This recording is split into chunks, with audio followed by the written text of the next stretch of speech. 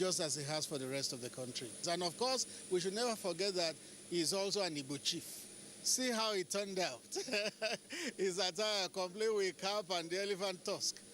He has many titles from different parts of the East. It's good for our country, it's good for national unity, it's good for cohesion. And if anybody has had any doubts if President Buhari discriminates against any part of the country, this should lay it to rest. During the visit, several critical infrastructure projects executed by the Hope Uzodimma administration in response to the needs and aspirations of Imolites were inaugurated by President Muhammadu Buhari.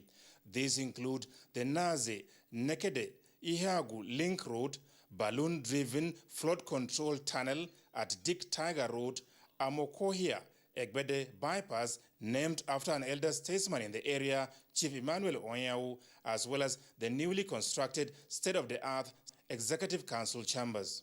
The president described the execution of the projects within 1 year as not only impressive, but a worthwhile undertaking that places Imo on the path to sustainable future. And I have seen enough that justifies his integrity. I'm very impressed with what he has done because I have gone through the same problem at the center.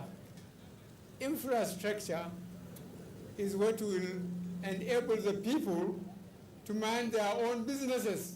And I assure you that I will try to encourage Imo State within the Constitution of the Federal Republic of Nigeria. Governor Hope Uzodimma had told the president that the roads projects in particular were part of the 46 solid ones executed by his administration for enhanced economic development as well as standard of living of the people. We are still doing more because we believe that with the right infrastructure, our economic development will be hastened and life will be much better for our people.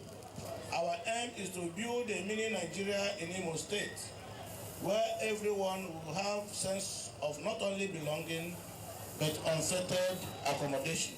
The governor used the opportunity to express formal appreciation of the people to the president for swiftly bringing to an end what he called the politically contrived security breaches in the state. I want to thank you from the bottom of my heart on behalf of the government and people of Imo State for believing in Imo State and her leadership. We remain sincere in our endeavors to satisfy the yearnings of our people within available resources. The commitment of the government and people of Imo State to peace and national unity, Governor Uzodimma emphasized, is irrevocable.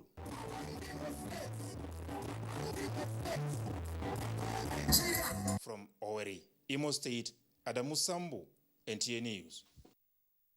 And staying in Owerri, Imo State, a security-challenged and destabilized Nigeria will not be handed over to the next administration. President Muhammadu Buhari, who made this commitment at a town hall meeting with Southeast leaders, promised to leave a more united, corrupt-free and diversified economy. Here again is State House correspondent Adamu Sambu. The town hall meeting, attended by political and religious leaders from the southeast, traditional rulers, as well as officials of Ohaneze Ndibo, was convened to discuss critical national issues as they affect the region and chart the best way forward in the greater interests of the country. It is important at this junction for us to reiterate our collective stand that we believe in the unity of Nigeria. We are everywhere making our contributions to the economic advancement of Nigeria. It is really inconceivable to imagine that we should support the breakup of Nigeria, not now, not tomorrow, never. Mr. President, the leadership of Nigeria must have faith and hope that no secessionist elements can succeed in Nigeria, provided there is good governance based on equity, justice, and fairness to us. Both the governor and the President General of Ohaneze Ndibo appreciated the president for improved sense of belonging to the people and federal presence in the region. Your Excellency, we see today a new dawn in your distinguished presence in Igbo land, and believe that on your return to Abuja, the significance and substance of this visit will form a new foundation of a platform for meaningful dialogue on critical issues of concern to Igbo. We also wish to use this auspicious occasion to assure Mr. President of the continued support of the Southeast to your administration. You can always count on us because you have shown us that you are not insensitive to the yearnings of our people. President Muhammadu Buhari, who described as overwhelming the reception accorded him, promised not to leave anything to chance in effectively securing Nigeria for sustainable growth and development. The biggest disappointment is now the Northwest and North Central.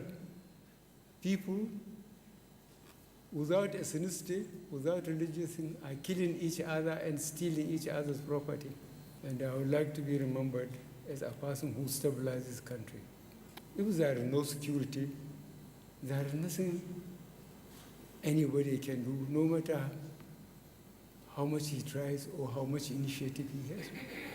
Security is number one thing, and we'll try and do that. The president also promised to sustain efforts at addressing the nation's infrastructure deficit, diversifying the economy, and fighting corruption. I will make sure, if I know within the system, I will stop corruption. I thank God that I try to keep myself as clean as possible. People will watch and allow you to make one or two mistakes, and then they will make 1,000 mistakes.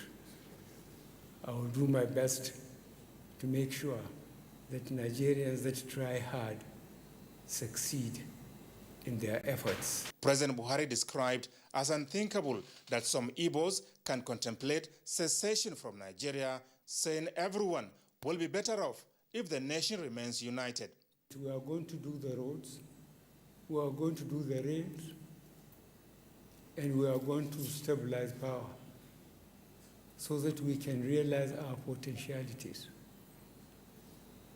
And as a group, I'm telling you this, the Igbos stand to benefit more than anybody because they are more enterprising. The event was rounded off with photo opportunities and presentation of gift items to the president in appreciation of his visit and commitment to Nigeria, especially the Southeast. From Owerri, Imo State, Adamu Sambo, NTA News. Now, since assumption of office, President Muhammadu Buhari has inaugurated several multi-billion naira infrastructural projects in various parts of the country. Elizabeth Omori reports that while some of these projects are sited in the southeast, others are already completed, while others still are ongoing.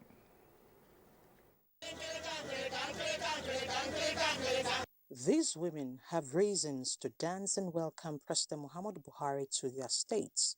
The federal government, under his leadership, has carried out many projects and policies. In 2019, the runway of the Akanu Ibiam International Airport, Enugu, was reconstructed with a 10 billion naira special intervention fund. The 200 billion naira second Niger bridge, comprising the main bridge across the river Niger and 10 kilometers of a 6-lane expressway in Onitsha and Asaba, is taking shape. Earlier in the year, there was a groundbreaking for the reconstruction of Port Harcourt-Maiduguri rail line linking the southeastern states. This is in addition to the planned new seaport in Bonny.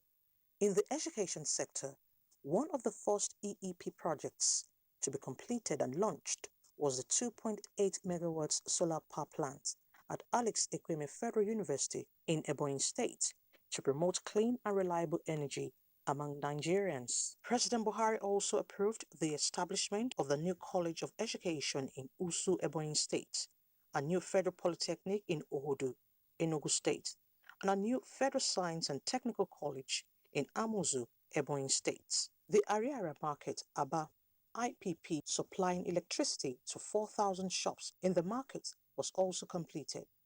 A new 120 MVA 132 330 kV substation in Oka that will deliver additional 70 megawatts of electricity capacity to Anambra State was also completed. Also installed are circuit breakers, transformers, and feeders at transmission stations in Abakaliki, Enugu, and Onitsha. Installation of a new power transformer in the Aloji transmission substation has increased the station's installed capacity from 450 MVA to 750 MVA and making it the biggest substation in southern Nigeria. Construction of ongoing 2x60 MVA substation in Amasiri and a 150 MVA, 330, 132 VA substation in Abakaliki, both in Ebonyi State, is ongoing, as well as the construction of a 2x60 MVA transmission substation in Ogbunike Ogidi communities of Anambra State. A 5.5 medical diagnostics center has been completed and operational in Umuahia. An approval has also been given for the construction of a new Air Force base in Owerri, a naval base in Imo. Ebonyi, as one of the states, signed up for the Presidential Fertilizer Initiative to revitalize the fertilizer blending plant in Abakaliki, which now supplies NPK fertilizer to farmers in the state and beyond. Worthy of note is the investment on the Arno gas processing plant, with a processing capacity of 300 million standard cubic feet and 1,200 megawatts of electricity generation potential in Imo State. Last year, President Muhammadu Buhari inaugurated the first phase of the Walter Smith Modular Refinery with a production capacity of 270 million liters of petrol annually. President Buhari approved the investment of $10 million by the federal government into the project. More than 60 ongoing federal road and bridge projects across the 5 states of the region are financed by Sukuk and other mechanisms. 362.5 billion naira raised in sovereign Sukuk bonds so far since 2017 has been shared equally across the 6 geopolitical zones. NTA Nigeria recently announced its intention to reconstruct the Enugu-Onitsha Expressway under President Buhari's Executive Order 7, 3 years after the Empower Build program was formally flagged off in Enugu. Other successes recorded include the payment of pension arrears to police officers who were granted presidential pardon in 2000. The Zik Mausoleum was completed in Awka, Anambra State. Partnership between the Nigerian Army and Innocent Motors for the local production, modification, and repair of armored fighting vehicles is another success recorded. An MSME's shared facility at the Ogbunike Leather Trading Cluster in Anambra State was also completed. The Adada Dam in Enugu and Amauzari Earth Dam in Imo State were completed, as well as water supply schemes in the southeast. Development of Nigeria's eastern ports aided the decongestion of Lagos and to better serve the population in the southeast and south-south of the country. The Calabar, Rivers and One ports have witnessed significant infrastructure upgrades and fiscal incentives to facilitate global attention. LPG tanker berthed in the eastern ports for the first time ever in October 2019. That year, One port also received its first container ship in 12 years, while Calabar Port received its first container vessels in 11 years. Concession of Onitsha Inland River Port, which is expected to enhance businesses, is in its final stages. Elizabeth Omori, NTA News. You're watching the news at 10, reaching you live on NTA News 24. Still ahead. Suicide cases and efforts to tackle them as Nigeria gives attention to the challenge. This and more when we return.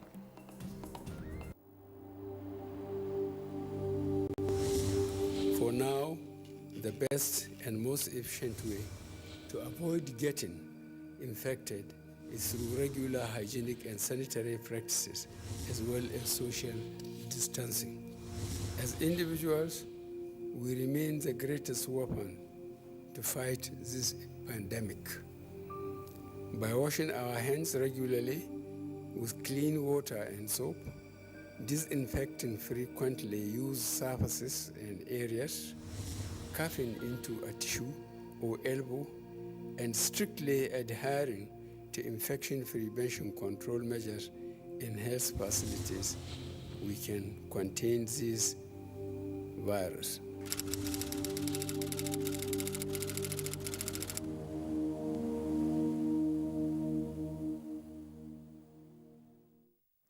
Thanks for remaining with us. Let's now head to Katsina State, where telecommunication services have been shut down in at least 13 local government areas of the state. The affected LGAs are Sabuwa, Faskari, Dandume, Batsari, Damusa, Kankara, Jibia, Safana, Dusima, and Kurufi that are on the fringes of the Rugu forest where most of the bandits are hiding. The other three include Funtua, Bakuri, and Malumfashi. This is coming a few days after the National Communications Commission, NCC, denied plans to shut down telecom sites in Katsina State. The NCC had refuted a trending social media story claiming that the Commission had ordered telecom service providers to shut down their sites in Katsina. In a statement, Director General Media Abdul Labran Malumfashi had said the Executive Vice Chairman, CEO of the NCC, Professor Umar Dambata, had spoken to the state government on the matter, where he said the story was false. He added that the purported letter trending in the social media was a cloned version of the one sent to Zamfara State, where there is a total shutdown of telecom sites. NCC had issued a directive to telecom operators to shut down their services in neighboring Zamfara State from September 3rd to enable security agencies to carry out required operations in relation to the pervasive security challenges. And in furtherance with consistent follow-ups regarding the implementation of the security challenges containment order, Katsina State Executive Council has closed all illegal junctions and roadside motor parks across all the 34 local government areas and the state capital with immediate effect. The State Council further directed all commercial vehicles, including luxurious buses, to immediately relocate their operations to designated approved motor parks. And the Council also approved the compulsory use of reflective jackets by all commercial motorcycle riders across the state. The State Ministry of Works, Housing and Transport has been mandated to issue appropriate reflective jacket samples. A statement signed by the Secretary to the government of the state said that the Commissioners for Local Governments and Chieftaincy Affairs and Works, Housing and Transport, and all security agencies have been directed to ensure strict compliance. A delegation from West Africa's main political and economic bloc, Ecowas, will head to Guinea today, 2 days after it suspended the country's membership in response to a military coup that removed President Alpha Condé. A member of the delegation, Alpha Barry, the Burkinabe member, said foreign ministers of Burkina Faso, Ghana, Nigeria, and Togo are due to land in the capital, Conakry, as representatives of the Economic Community of West African States, ECOWAS. The high-level diplomatic mission is expected to demand the return to constitutional order and to push for the immediate release of Condé, who was arrested by special forces led by Lieutenant Colonel Mamadi Doumbouya on Sunday. Life in the capital was gradually returning to normal, with markets reopening their doors as citizens await the announcement of a new government. Now, suicide is a growing problem, and the numbers tell a shocking story. Reports indicate that every 40 seconds, someone takes their own life, and the World Health Organization, WHO, says about 800,000 people worldwide take their lives every year, although some estimates put that number closer to 1 million. Suicide is the leading cause of death among people aged 15 to 29. And for every suicide or successful suicide, there are as many as 40 attempts at suicide. In Nigeria, reports indicate that suicide is on the rise, as the country has recorded 51 cases in 12 months. The suicide cases were recorded in 22 states, including Anambra, Bayelsa, Benue, Cross River, Delta, Edo, Ekiti, FCT, Imo, Jigawa, Kaduna, Kano, Katsina, Kwara, Lagos, Nasarawa, Ondo, Osun, Oyo, Plateau, Rivers, and Zamfara. It showed an increase of 17 when compared with the 34 suicide cases recorded in Nigeria in 2020. The focus for this year in Nigeria is creating hope through action.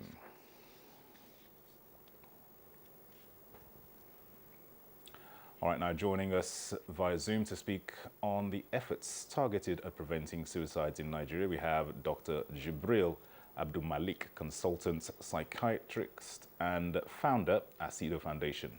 He is with us from Ibadan. You're very welcome to the News at 10. Thank you very much. Thanks for having me. All right, so it does appear that cases of suicide are on the increase in the last 1 year alone. As you heard my figures there, certainly a big jump from last year. Now, what factors can you say contribute to these alarming figures? Right. Thank you very much. We know that there's a change in the dynamics of suicide numbers globally, with a high prevalence among young people. And that trend is not unique to developed world alone. We're also beginning to see that here in Nigeria and other developing countries as well. And what can we do about this? The major risk factor driving this increase is the increase in the rates of mental health problems, especially depression, which is actually the commonest mental health issue. So now we need to appreciate that we have a problem. We need to take steps to address the problem, because suicide by nature is preventable, it's avoidable. It's a tragic but avoidable waste of precious human lives. So we need to have better information about what mental health issues are all about, how to prevent them, how to identify them early, and ensure that those affected get the professional help they need, and not wait until it results in a tragic loss of life, such as through suicide. All right, Dr. Jibril, obviously those who have suicidal tendencies, it's not written on their forehead that they are suicidal. What are the danger signs or the telltale signs that parents, friends, relatives, and associates should look out for to help persons who may be having suicidal tendencies? Right. The key risk factor for suicide is depression. And what you see in someone who is depressed is that there is an overwhelming feeling of sadness. They lose motivation and the drive to do the things they used to enjoy previously.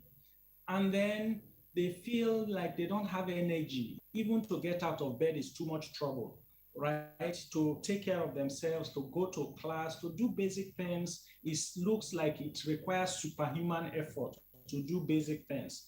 Those are the core symptoms you see in depression.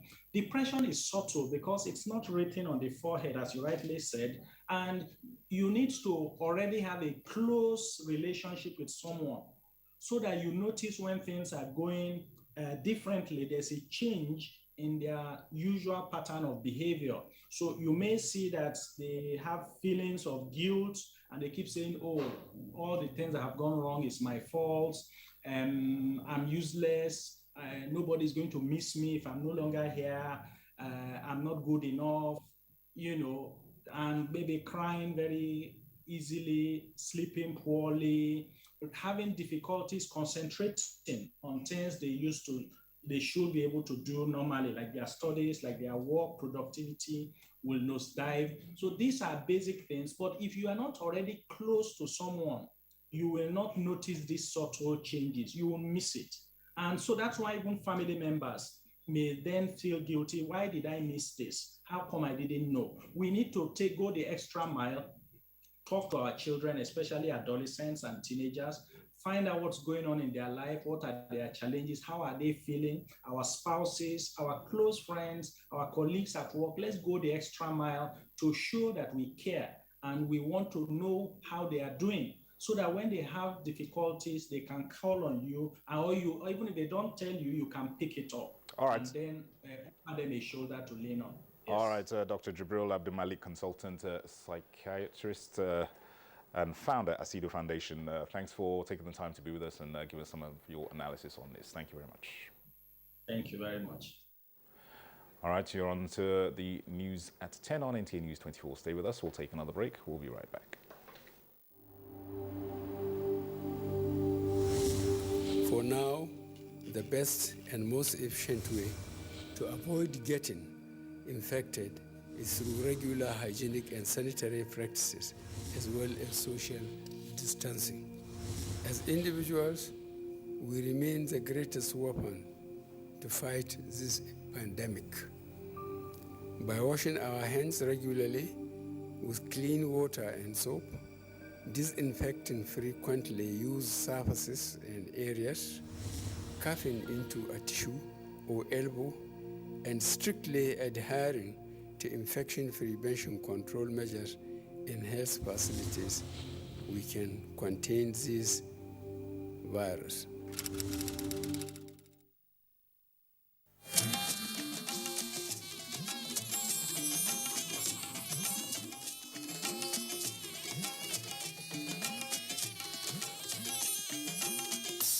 This is the network service of the NTA.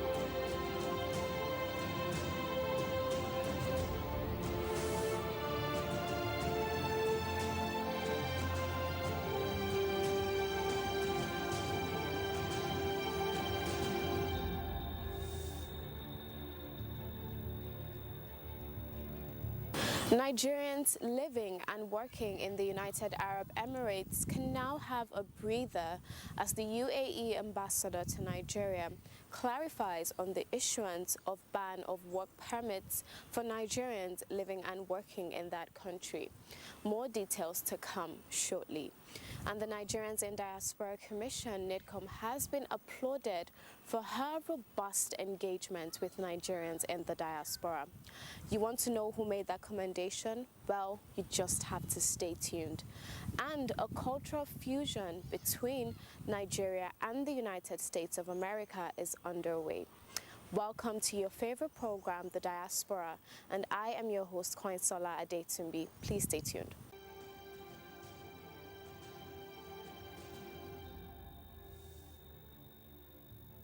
Speculations on the ban on the issuance of work permits for Nigerians living and working in the United Arab Emirates were rife, giving a lot of concerns. But the visit of the chairman CEO of the Nigerians in Diaspora Commission, Honorable Abike Dabiri Erewa, to the UAE ambassador to Nigeria was a big relief. There are many good Nigerians in UAE that are now being affected by the bad behavior of some. So this not being able to get the work visa is actually affecting some of them. I mean, we have professionals, doctors, teachers that are not affected at all because, you know, they're really up there. But there are some that work legally with some small firms. Now their work permit is not being issued and they didn't do anything wrong, except that the bad ones are now affecting the good. So we just thought, I mean, we have a whole lot of, every day that's what I get, a whole lot of, not even complaints, appeal that when will this be over?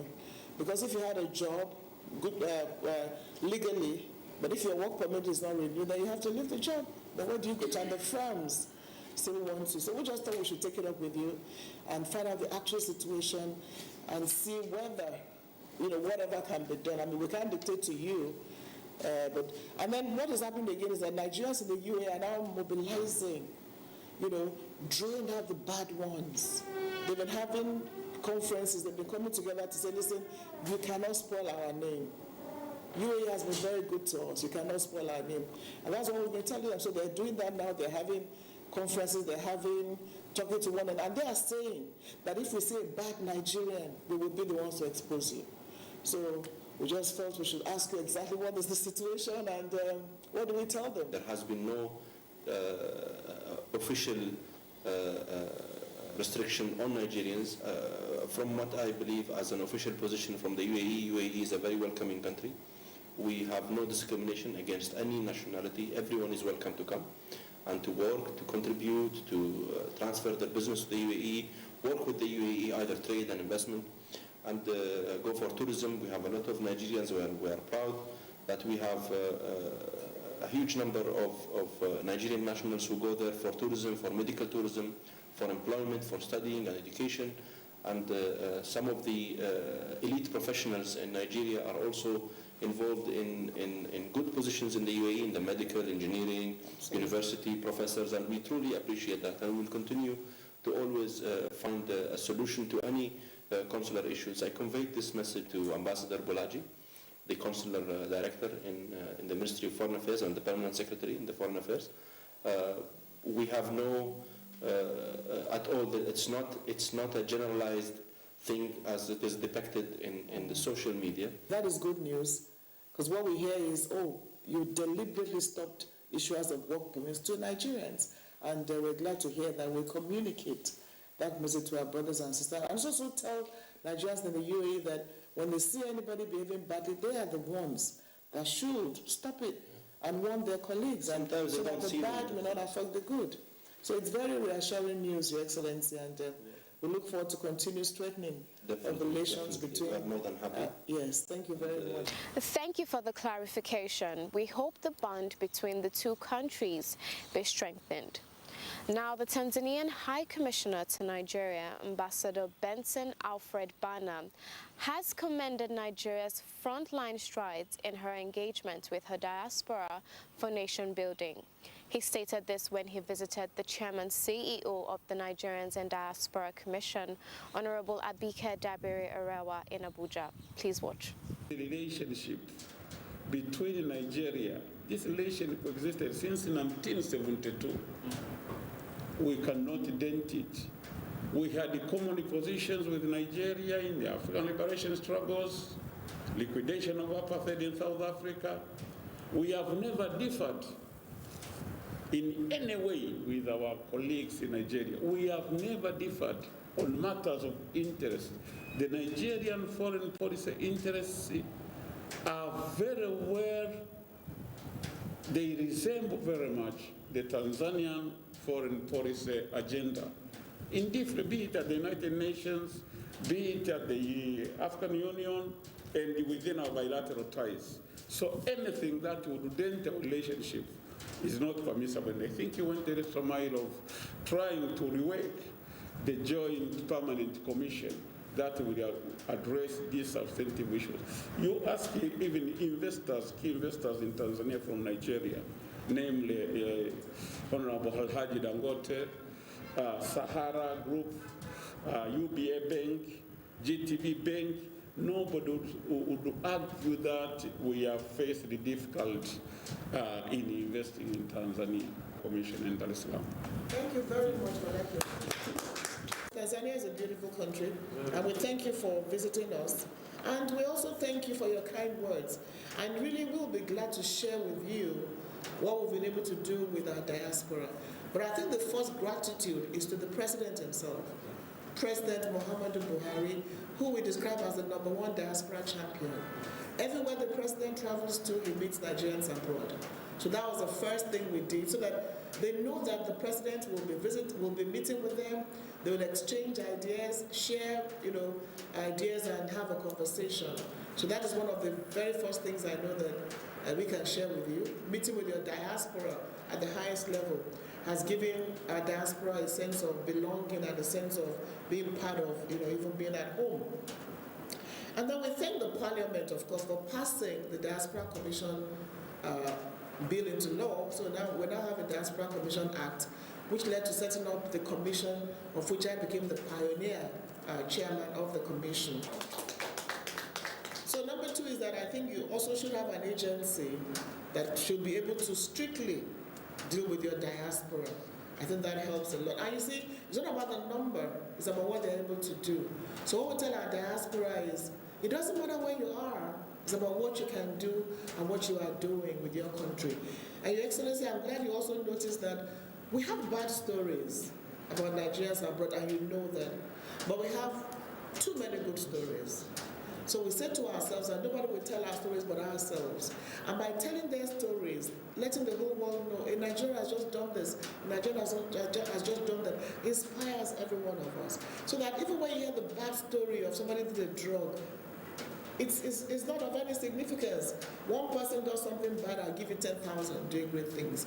So we celebrate our diaspora, and that is celebrating ourselves. And then we keep saying that, as we say, Dr. Bass, it's now about brain, it's not about brain drain, but brain circulation and brain exchange. So we try to get our diaspora to be part of what is going on at home. But the most significant thing we're able to do, we're about 2 years old, is to have this diaspora policy. And we're going to give you a copy. So we have a diaspora policy that actually is very holistic and deals with every issue that has to do with the diaspora. We worked on it with the IOM, funded by the EU. So we're glad that we have a diaspora policy in place. We have a diaspora investment summit where we get the diaspora to see where they can invest in. We have a National Diaspora Day. 9/25 is our National Diaspora Day. It's been on for about 15 years, but when a commission came on board, we made it bigger and better. Now let's take a glimpse at the just concluded rich cultural endowment of Edo State, a carnival in Italy.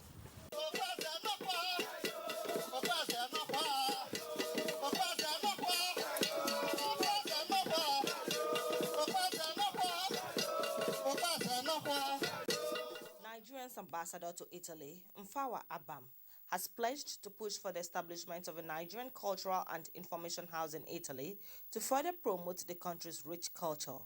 Abam made this known during the 2021 Edo Carnival organized by the Edo United Union in Rome, Italy, with the theme Promoting Culture, Tradition, Social Integration and Cultural Diplomacy.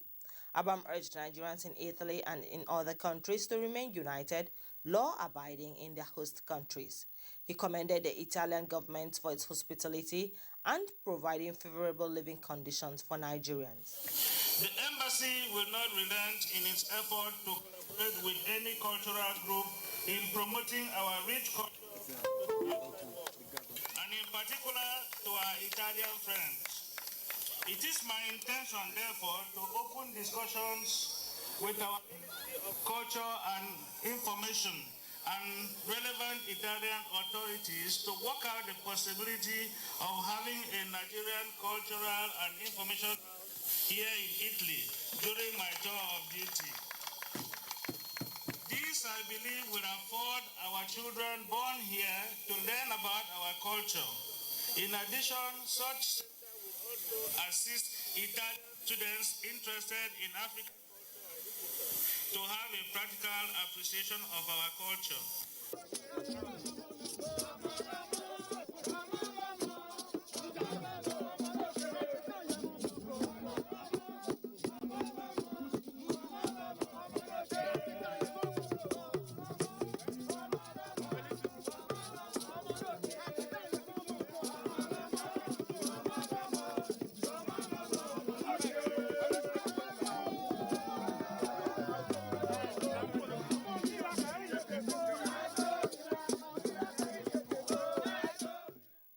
Honorable Abike Dabiri Erewa, Chairman CEO of the Nigerians in Diaspora Commission, is in good stead for a 2-year cultural fusion event series transcending cultural arts and politics. The NIDCOM boss stated this when a delegation from Delaware University, led by Professor James Anderson, Director Orchestra Activities, visited her office in Abuja. Our visit here to Africa on this trip to Nigeria, where we are actively seeking additional cultural activities that can be part of this year-long cultural fusion, 2-year-long cultural fusion event. And from that, we have a new staged production, a musical that will be composed by Wale Alade with a text and libretto by Wale Shoyenka.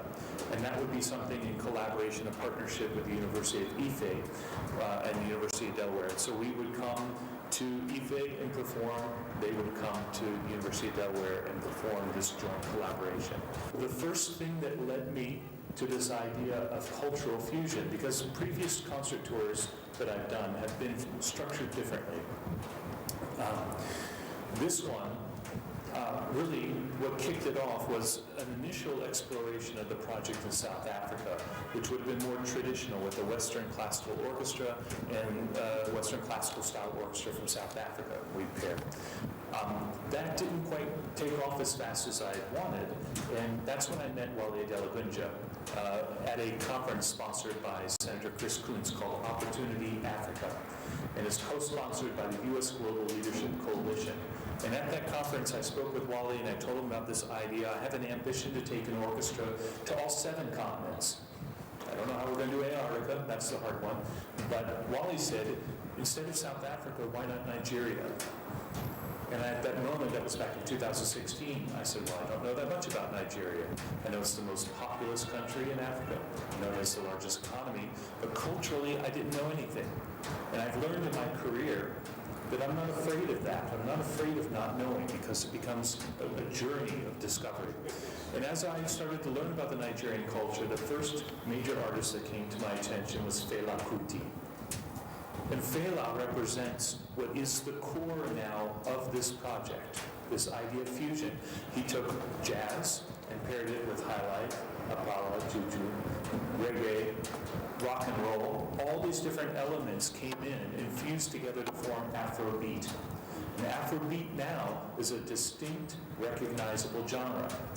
It is not a conglomerate of other things. It is its own thing. And so I started imagining, well, what would be the outcome if we took this Western classical music tradition and paired it with Afrobeat? And then cultural fusion was born. You're welcome to the Nigerian Diaspora Commission Office. And we're particularly excited about the cultural fusion that you're trying to organize. I think this will be a monumental program that will actually be a great fusion between Nigeria and America. And I'm glad we realized that Nigeria is blessed with rich culture, which we don't even appreciate enough. So I'm hoping that what you're trying to do, this cultural fusion, will actually be a strong bridge between both countries, and I believe that even America will be better off for it. Absolutely. I like the fact that you're talking about students, the younger generation, and I believe a lot can happen. We're proud of our Nigerians in the diaspora, we're proud of our Nigerians in America, and what we're saying that you're developing American economy, you need to do something back home. So, Wale, thank you for bringing this to Nigeria and getting Delaware. Like I said, this is a cultural fusion that I'm sure will lead to a business and economic fusion between Nigeria and the United States. So we're excited about this, and we'll do everything to join you to make it very, very successful. Lincoln have a place in the state of Delaware. Yes. So Lincoln is leading us in the state of Delaware. Yeah, the governor, the lieutenant governor, all the legislators, they are looking for more of Lincoln. And so I say that to say that, please, whenever we call her, we would love to see her more, because there's so much to do. There's so much opportunities, so much business opportunity that we already, put in place when she came, and people are working on our behalf as we speak. So I use this opportunity to say thank you. I'm going to use this opportunity also to say, the visa, we had a big problem with visa. It was Lincoln through our chairman leadership that just, that helped us to get him visa on arrival. So I want to say thank you very much. Ha! Not so fast. Look, I'm tired. I want to check out of this country for greener pastures. Just calm down for a moment. Please sit down. Do you have a job where you're going to? No, but someone is arranging, Listen, Alinko. Checking out of this country without proper planning means one thing. Unimaginable begin. I've been in the diaspora, but legitimately doing great things at home and abroad. As I've been saying, without the proper footing abroad, the risk is not worth it. Listen, Alinko, it's better to be home than be trapped abroad. or even end up in prison.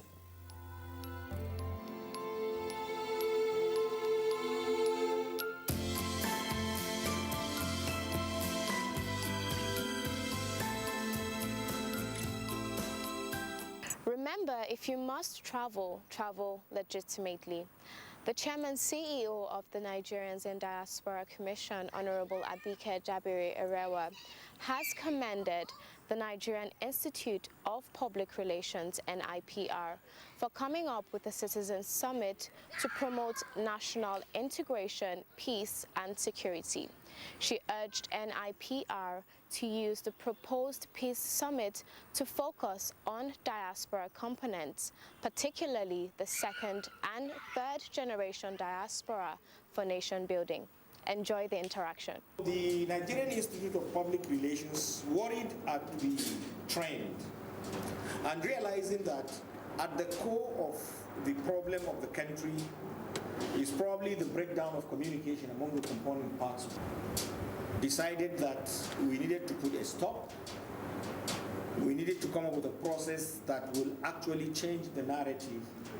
We have a lot to be grateful to God for in this country, but we have a lot more to do to ensure that it goes beyond gratitude to God. That we do the needful to ensure that this country goes to where it belongs. The general consensus is that we have no business being where we are today, ordinarily. We ought to be up there competing with the best, but we are not. So the Institute, as an auditor of relationship, as a mender, minder, and builder of relationship, felt that we need to service relationship in Nigeria. And the way to do it is actually for Nigerians to begin to re-engage themselves in a conversation that would restore hope and confidence of all of us in one another. That's why we came up with the idea of convening a summit, a citizen summit on national integration, peace and security that will enable Nigerians come together. The truth of the matter is we are all guilty one way or the other of not engaging effectively with ourselves. And we believe that if we engage with one another, a lot of the problems that we seem to be having are problems that communication can solve. And once we are able to get it right, even the sky cannot be the limit for us. We believe that it is not something that the Institute alone can do. It requires the buy-in of all Nigerians of goodwill, all Nigerians of conscience, all Nigerians who believe that this country is not where it is supposed to be, all Nigerians who believe that, yes, Nigeria can get to where it is supposed to be. There's so much we have as Nigerians. We're so blessed. So as we have this conversation, let's hope that all of us collectively will appreciate that blessing. We will build our country ourselves. We will fix this country ourselves. A lot of us have so much passion and know that if we get it right in the next 10 years, honestly speaking, nobody can rival Nigeria. You may not see, but I believe we're making gradual progress. By 2021, when we have elections, ensure that, the votes count. And there's nothing wrong with any one of you being part of the leadership, being part of governance, ensuring that you can take a decision in being a leader or who leads you. So I hope the conversation will be broad enough and will be deep. And will actually go beyond just having a conversation. Look, we all know what the problem is. And we all know that we can solve the problem. And we should not allow the few people who don't want things to work to ensure that whatever you do does not work. So we really do appreciate this conversation that you're going to have end of the year. You said that you can count on our support too, in every sense of the word, not financial. But we support you in every sense of the word. And it will be glad to have the diaspora aspect of the conversation as the seventh region. We can easily arrange that with you. We do our quarterly diaspora lecture series, so we'll be glad to have one with the NIPR in partnership to have this conversation with Nigerians. A great initiative there. Now over to our diasporan of the moment. Our diaspora of the moment is Hetty Ofugara Oraka Onojeje. Hetty Ofugara is a Delta-born Nigerian woman. Prior to her trip to the United States, Hetty Ofugara schooled at the University of Port Harcourt, Uniport, and graduated with her BSc in 1992.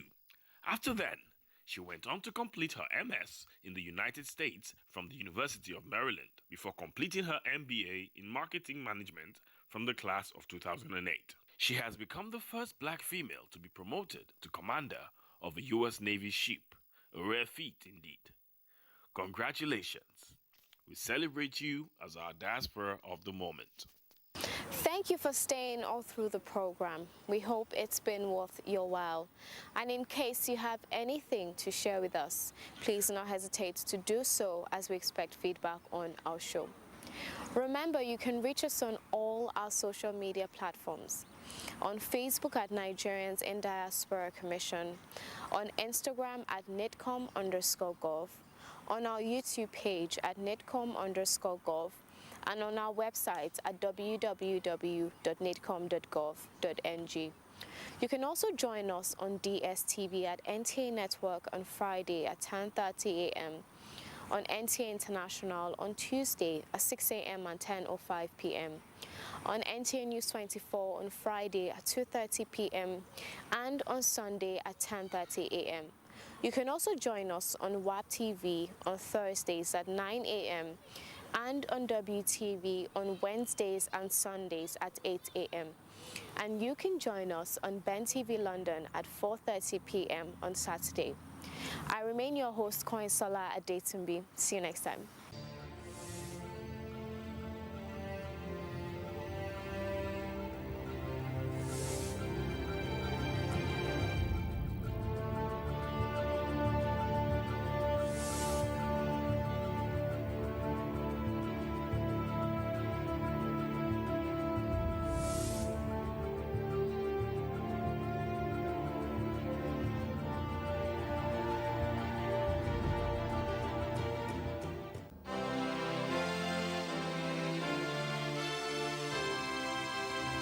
We want to talk about rights, there are obligations. I'm not saying that this government is a saint, it's very far from it. But there are things that we can do to make it better, and that's the challenge I'm throwing to you. You don't want to build this nation? I don't know where else you want to go. If I had a choice, I'll come back. When I stand outside and I hear what you have to say about this country that I know that I can die for as one, then I'm really sad because you're young. You have education.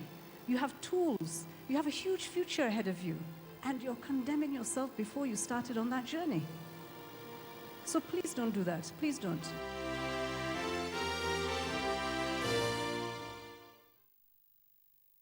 Stop this senseless killing. All we need is one Nigeria. I think we have come to the threshold of time when we need to seek for peace. We need peace in this country. We need peace in Nigeria.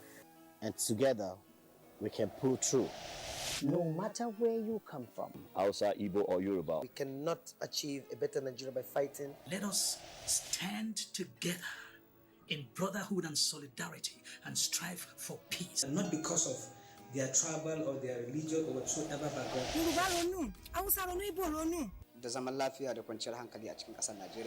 Let us support the government of the day to embrace peace in our nation. Your Nigeria, our Nigeria, my Nigeria. This message is brought to you by the Ambassador of Voice for Change Initiative, supported by the Nigerian Television Authority, NTA, and the Federal Capital Territory.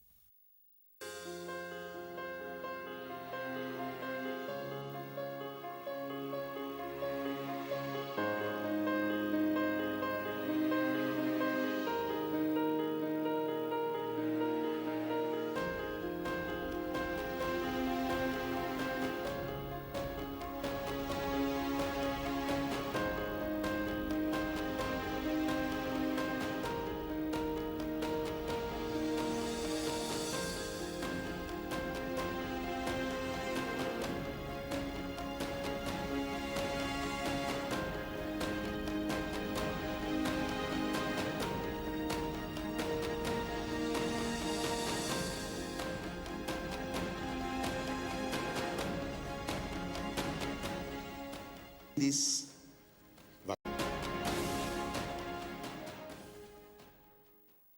Hello and welcome. It's time for another interesting package of Everything Music. Angelina, you dey cool in my temperature.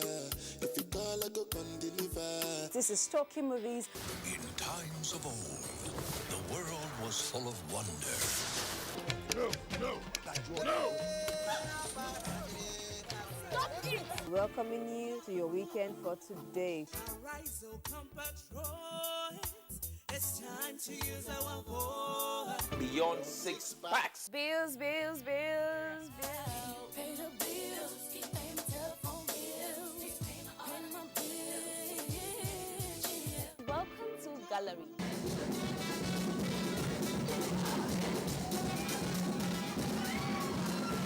Me and my parties. London for what? London for medicine. Medicine.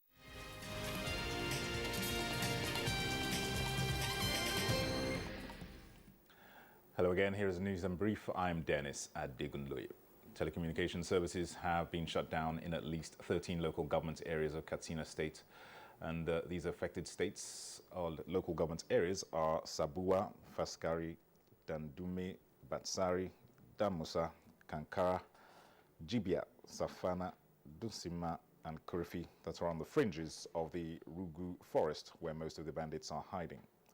The other three include Funtua, Bakori, and Malumfashi. This is coming a few days after the National Communications Commission, NCC, denied plans to shut down telecom sites in Katsina. The NCC had refuted a trending social media story claiming that the Commission had ordered telecom service providers to shut down their sites in Katsina. In a statement, DG Media Abdul Labran Malumfashi had said the Executive Vice Chairman of the NCC, Professor Umar Dambata, had spoken to the state governments on the matter, where he said the story was false. The NCC Vice Chairman added that the purported letter trending in the social media was a cloned version of the one sent to Zamfara State, where there is a total shutdown of telecom sites. NCC had issued a directive to telecom operators to shut down their services in the neighboring Zamfara State as from September 3rd to enable security agencies to carry out required operations in relation to the pervasive security challenges.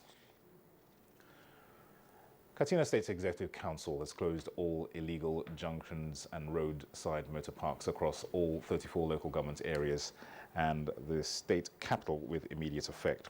The State Council further directed all commercial vehicles, including luxurious buses, to immediately relocate their operations to designated approved motor parks.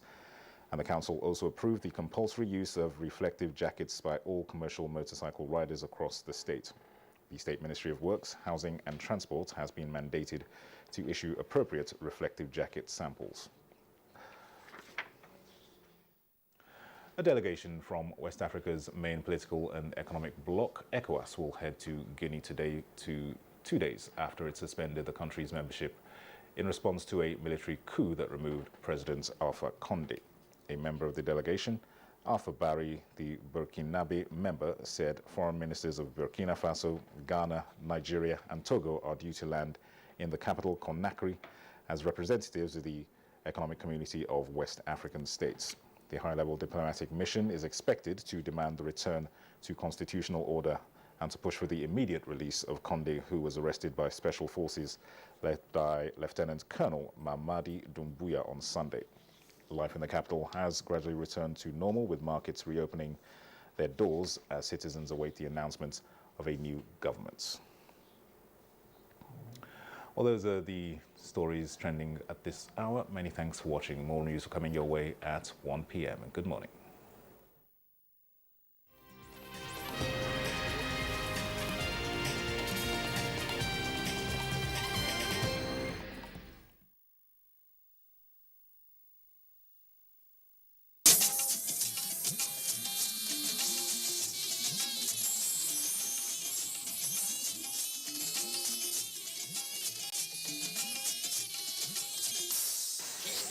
Service of the NTA.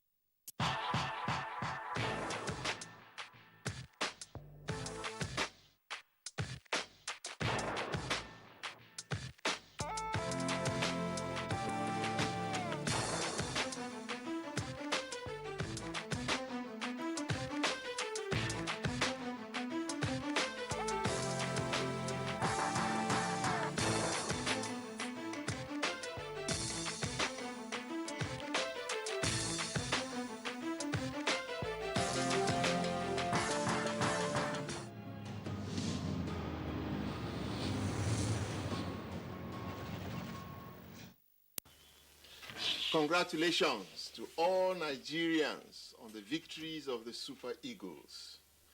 Sport has the power to influence many things on earth.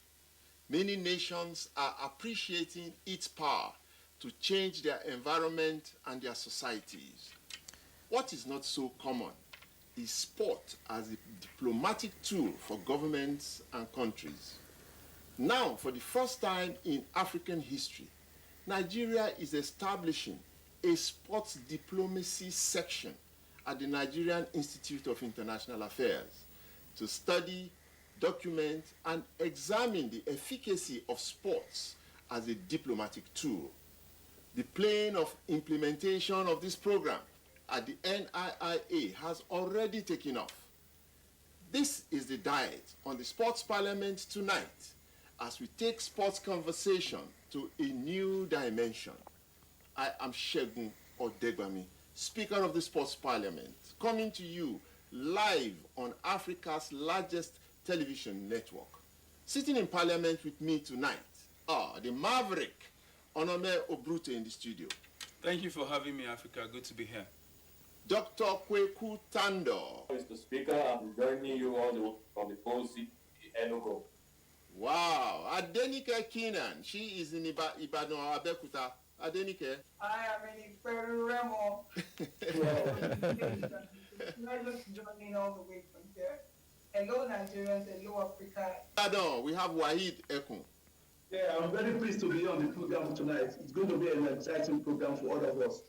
And one that we are just co-opting as a parliamentarian. He's now becoming a regular on the show. He's my good friend, British journalist, who is coming all the way from South Africa, Satish Seka. Satish, you're welcome to the show. It's a pleasure to be here again, this time from Johannesburg.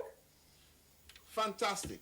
And anyway, joining us from his base in South Africa is a Pan-Africanist, crusader for sports, a lecturer, social and political activist, a teacher, administrator, and diplomat, Dr. Sam Ramsamy. Good evening to all our Nigerian friends and brothers and sisters. It's an honor to be with you. Fantastic.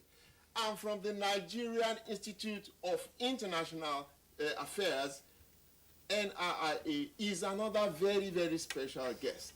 I have the pleasure of introducing one who is not so common. In fact, he's not known in Nigerian sports, but he's a bright star in the galaxy of diplomatic scholarship. Professor Godwin Ichimi. Welcome to the show, sir. Mr. Speaker, thank you for having me. I'm pleased to be here.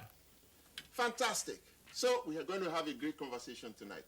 Join us after the break. It's the dawn of a new era on NTA's flagship program, the Sports Parliament, revitalized with lots of varieties, including feedback responses from viewers. Sports Parliament, the weekly sports show that exposes all the intrigues in the Nigerian sports sector and projects an agenda on the way forward for Nigerian sports. On NTA every Thursday at 10:30 p.m., running for 1 whole hour, discussing sports. The parliamentarians are more committed than ever to enlighten the viewers as the Sports Parliament takes it to a whole new level on the floor of the House. Keep a date with the Sports Parliament as motions are moved every Thursday on the floor of the House. Mr. Speaker, with his gavel to harmonize sports resolutions. The House have it. Welcome back. Carved on marble, as far as I'm concerned, forever, are the words of Nelson Mandela. Those words haunt me. They motivate me. They drive me. I quote those words over and over and over again because I believe them. Let us sit back and watch